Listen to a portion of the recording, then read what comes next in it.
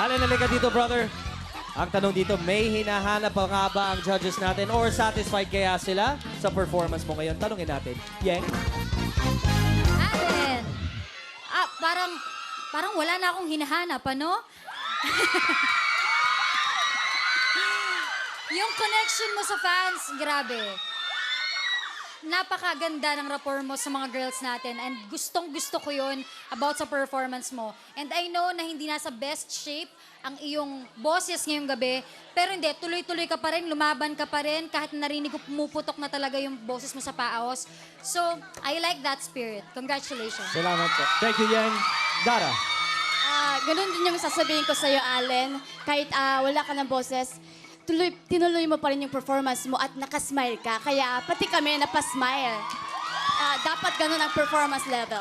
Salamat. Thanks, Dara. Vice? Kanun, una sa lahat, gusto ko mag-apologize sa'yo. Kasi, para sa akin, at feeling kaming apat, naniniwala kami na dapat wala ka dito ngayong gabi. You belonged last night to that one group na pinakamaganda ang performance. Minalas ka lang na kailangan talagang pumili lang isa sa grupo.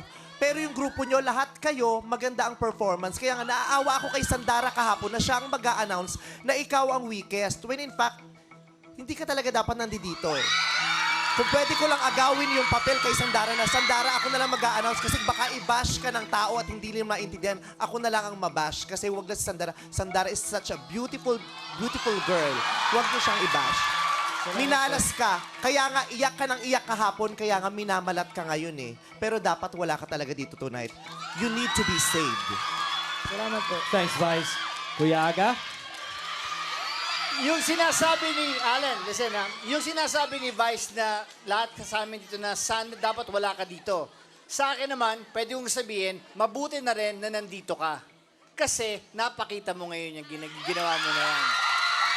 Kahit yung boses mo medyo namamalat-malat na, ano, you gotta fix that, ano? But I'm glad that you were able to prove yourself tonight. Thank you, judges.